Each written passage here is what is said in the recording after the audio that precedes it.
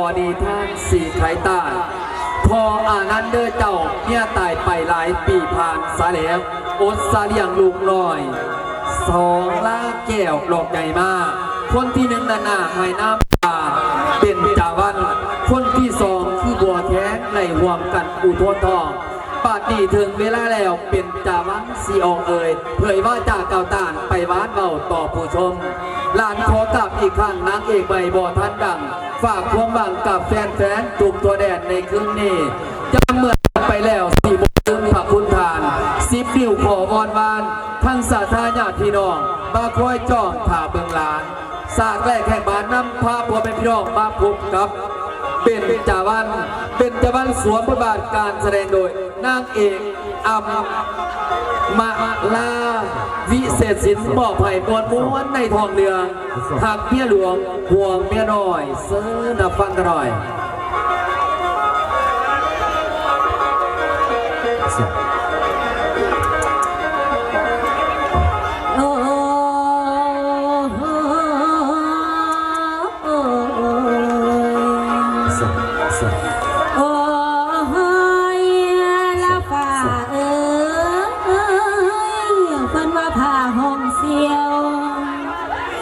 เลี้ยวไปทางภูเขียวภูเวียงสั่งมาเมื่อกุมเห็นตาลูกไอ้นางเพียงเห็นตาเมียไอ้นางหอมเสียดายน้องใหญ่บ่ทันเสียดายน้องใหญ่บ่ทันนานวนไว้นะโอ้ยน้องละนา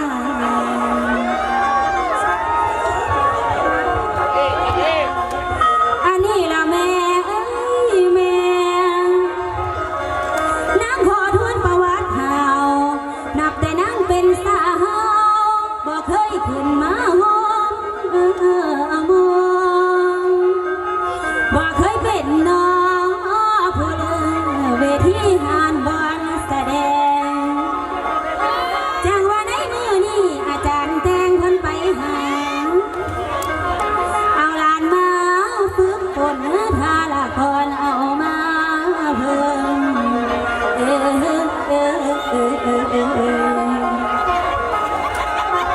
อำมาลาน้ำพวกเริ่มบนเวทีแสดงทางทับตำแหน่งนางแสดงนางเอกตนมีคนยองกะบ่ลายขอFC ไฟอายอย่าทิมปล่อยให้อุดหนุนแน่เด้อถือว่าบุญนางเฮียงให้สอยเสียในคืนนี้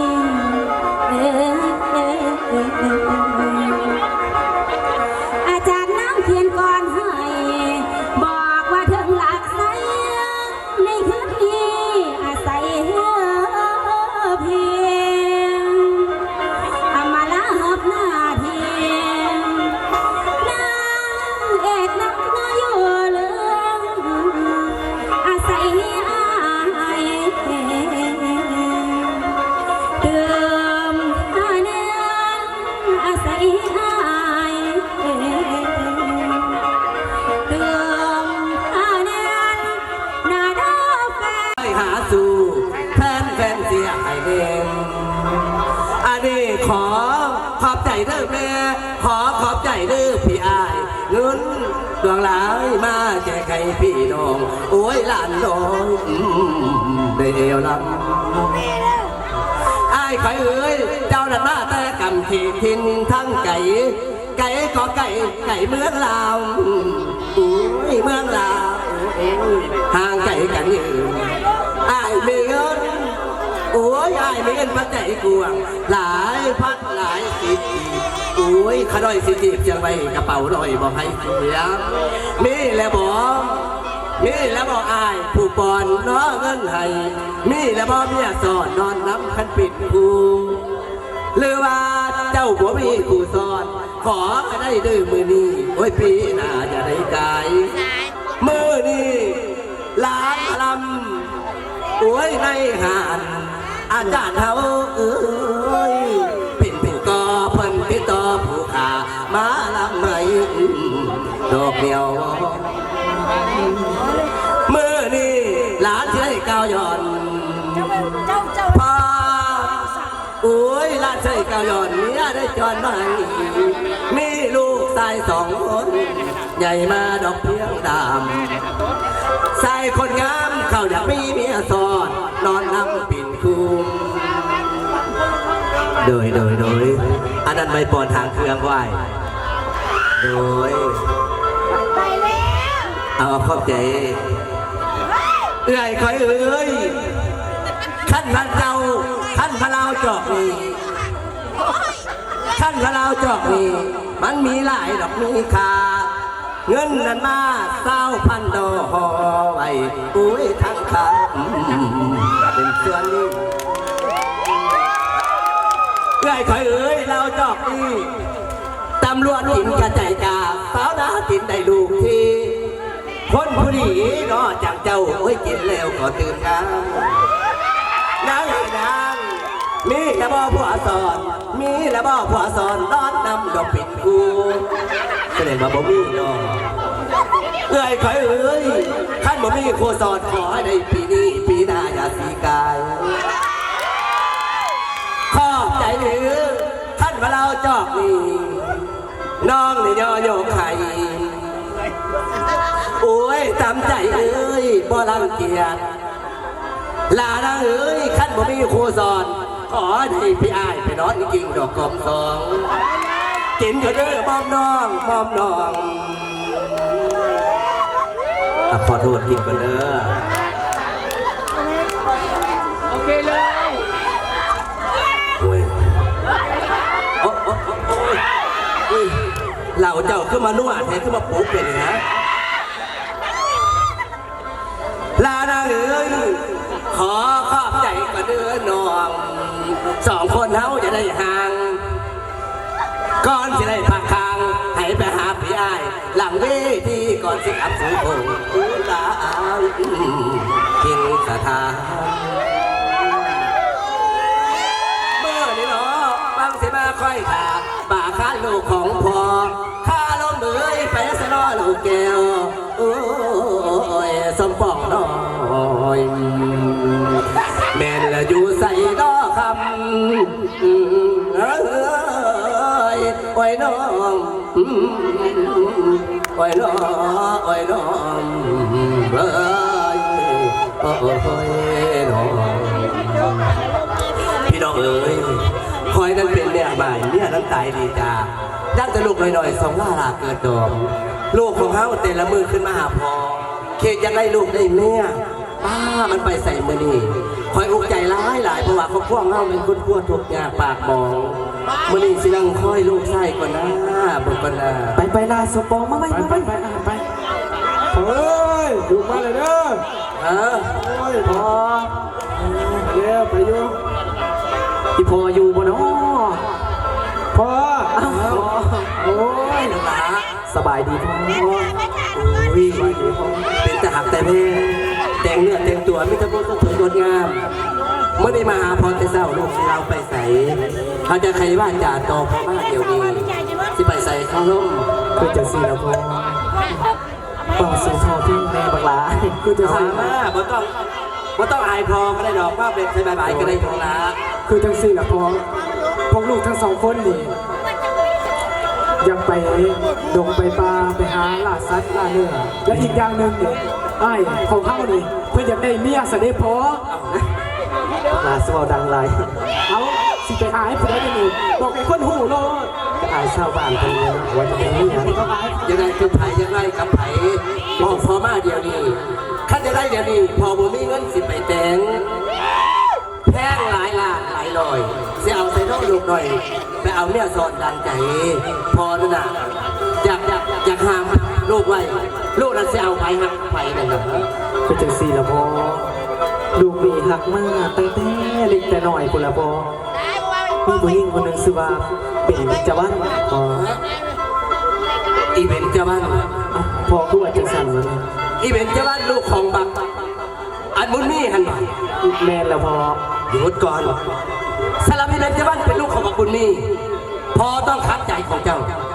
พอบ่เอาได้ขาด เป็นอย่างละพอคือพอให้เอา พอเพี้ยนเล่นแต่ข้าวจะดีมันว้าวเรื่องมุ่นเรื่องมันน่าใกล้เห็นกันแต่ละเมื่อละมันวางเมียมานั่งเมียของมันเป็นขวักกับพอเดี๋ยวนี้มันยัดเอาเมียของพอนั่นแหละเอาไปเป็นเมียของมันเดี๋ยวนี้มันตายแล้วพอเกลียดมันค่อยสั่งมันกล่าวว่ามันได้ลูกผู้หญิงพอก็ไม่ให้เอาเศร้าจากอีเวนต์จะบ้านพ่อไม่เอาเด็ดขาดสลับผู้สาวบ้านนี่คอใช่เอาจะบอกกับเรามาเลย พอตายเป็นตาบ่ได้เรียกเขาสะอาดพอสะอาดเรื่องอดีตก็ส่วนอดีตก็พอปัจจุบันก็ให้ลูกได้กันซะพอแบกเขาพอเนาะ มาบ้านนี้ข้าลงมือเจ้านั้นเป็นน้อไส้จ่อยห้อยพิงว่าท่านเหยียบเปียบแล้วคือน้ำคุณหมอปิ่นเดี๋ยวนี้เจ้าไม่น้อใจแก้วขันเหนือว่าผู้ปิ่นพอว่าให้พ่อไปขอเป็นจะบ้านมาอยู่สอนนอนกิงดอกกลมสอง แม่นแล้วพอ เศร้าก็ดื้อข้าลงมือเศร้าก็ดื้อการราอีเป็นจะบ้านนี้พ่อบ่าวดอกมาสอนไปนอนน้ำคือลูกบ่าวข้าลงมือเศร้าสะดือขั้นพาลูกรอจากในสาวบ้านนี้มีบ่อแพร่หวยทางเท้าให้ลำมองเตื้อคำ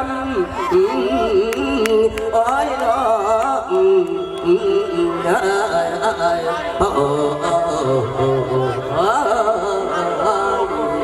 ลันนา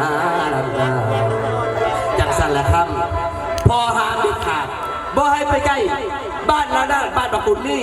เข้าใจบ้าง โดยพอเข้าใจแล้ว ไปล่าพอไปซะมื่อนี้พ่อสิครับพรได้ยินคำจะว่าจะได้ยีเป็นเจ้าบ้านแบบเป็นลูกเป็นเมียพอบ่สนใจจังสั้นเหรอเจ้าจะเอาไปคนอื่นพอให้เอาไปมวนซีนไปเลยมา เอาไปเจาวันบ่ได้ก็เอาคนดำนาขาดนะเป็นแล้วสเป็นจังไดบังลาพอมาบอกว่าให้บัดนี้จังไดคันว่าสิเอาผู้สาววันนี้ย่านเขาบ่เอาเฮานั่นน่ะแต่ผมหูใจเป็นละถามสาวที่ทางหน้าห้างเขาสิมักบ้าโบราณบ่ผู้สาวเสื้อดำนี่บ่นอล่ะเนาะโอ้ว่าถือแม่เขาสบอกเอาจังสั่นแล้วน้องล่ะเนาะโดยเอาแต่ว่าทำใจอีกจัก3 มื้อก่อนบางเทื่อพอเพิ่นเปลี่ยนใจก็มีน้องล่ะเนาะสั่นน่ะค่อยบอกค่อยว่าจังสั่นเฮาไปหาลิงก็น้องล่ะเนาะไปบังลาไปบังมวยเดี๋ยวมวยเอาเต้ยโศกแล้วอาจารย์ก็ได้ดีเอาเต้ยโศกตาบาดดีโจอีกรเมป่าสาธาทานทั้งหลายซะแล้วบรรยายไปตามก่อนบอนอาจารย์เขียนไว้ผู้ฟังเอ๋ยรอฟังไปที่เท้าหมอข้าล้มสีไรว่าถึงเวลาต่อหน้าสาธาเจ้าจังคอยทรงบาดดีมากกะว่าเศรษฐีใหญ่ในเมืองหลวงซะแล้วผู้ฟังเอ๋ยพ่อก็ตายไปนั่งตั้งแต่หล่นมาแล้วยังแต่บุตรตาแก้วหมอสักลาได้เติบใหญ่ผู้ฟังเอ๋ยสื่อปูนพอป่าทิมไว้ในตอนนี้สีกาวหยาหันมาจากไฟเท้าสีกำไฟหมอสักลาเขาสีว่าจากไขบาจังใดในตอนนี้รอฟังตีที่ทานนิทานเฮาสีสืบต่อหมอสักลาเล่าสีว่าไขข้อต่อนิทานสาธิตที่ตามจากข่าวสักลาสวมบทบาทการแสดงโดยใหญ่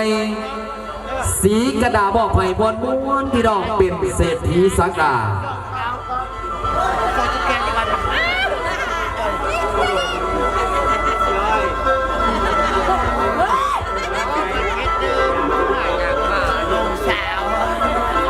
เดี๋ยวใส่เรือยกซื้อไหน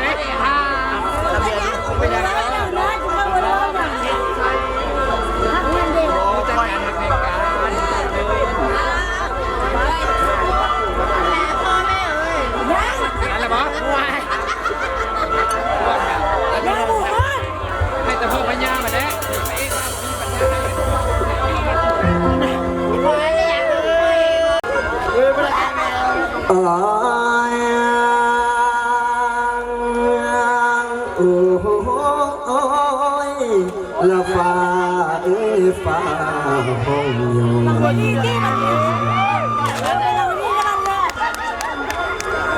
ละเสียงยนดังสนั่นดละนังละแฟน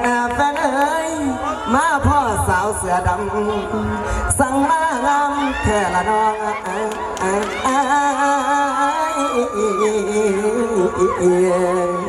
มีแฟนสอนแล้วบ่นางนาคนงาม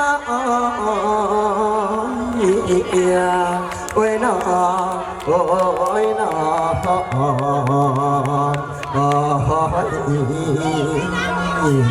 โอ้ยละนขอบใจหลายๆเด้อแล้วบัดนี้ฟังก่อนญาติพี่น้องพี่น้องทั่วท้องถิ่นแม่น้อดินแดนนี่แล้ว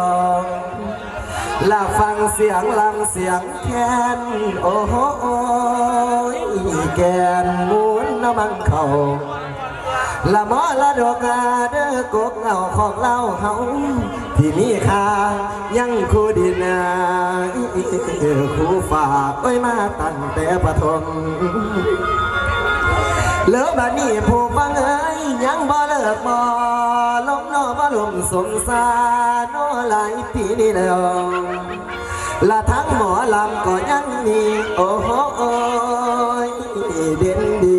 เด้อหลายดำละทั้งสุมหาวายังหมายมันน้ำผลงานอันไม่เอี่ยมเด้อพอเด้อแม่เด้อป่าพันก่อนยอดเยี่ยมเตรียมพร้อมตอบสนองมาบัดนี้สิพาญาติพี่น้องพี่น้องเข้าสู่ปองน้อการแสดงนี่แล้วละพวงกำลังมาแห้งโอ้ยมาแห้งสิแข่งขันป้าสั้นแต้มและทั้งลำเลียงยังขอแซมติดสแตมอันดับหนึ่งเสียงดังตึงสะเทือนฟ้าแผ่นผาดินและหูกันทั่วตลอดสิ้นทั่วท้องถิ่นนอดินเล่าแล้วละบ่ย่อมหยุดบ่ย่อมเศร้าโอ้โหฝ่ายเฮามาลำเลืองละทานาส่งเสริมผู้เฟื่องทุกมุมเมืองก่อสนังศิลปะพื้นบ้านให้มันเดินต่อไปและเมื่อนี้น้องได้มาลำน้อฮับใส่ศรัทธาใหญ่พูดใจดีนี่แล้วศรัทธาขอให้สีห้องทองโอ้ยห้องเสื่อมนูนศรัทธาเจ้าและคิดสิ่งใดขอให้ศรัทธาเอาของเขานั้นมีมั่งและศรัทธาคิดอย่างขอให้ได้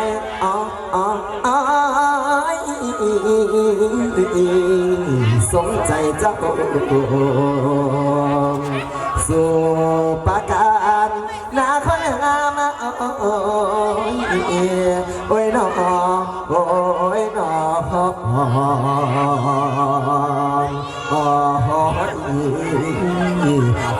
ละนัน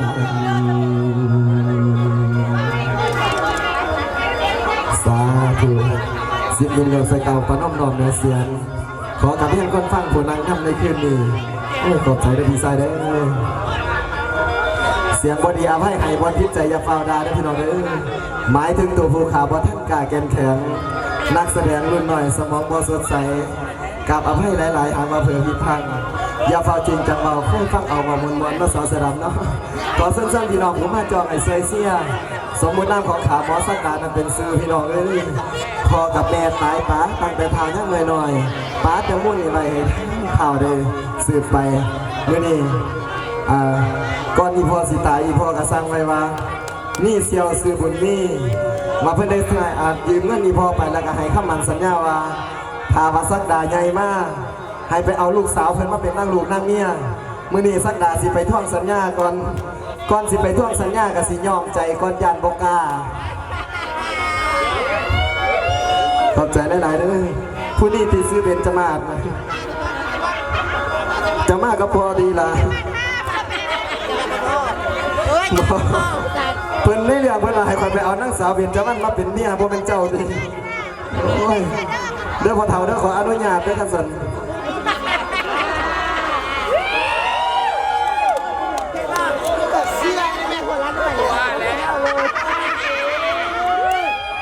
อ่ะจอกทรงเจ้าขึ้นแต่ว่าเงินคอยเอาขอบใจหลายๆเด้อ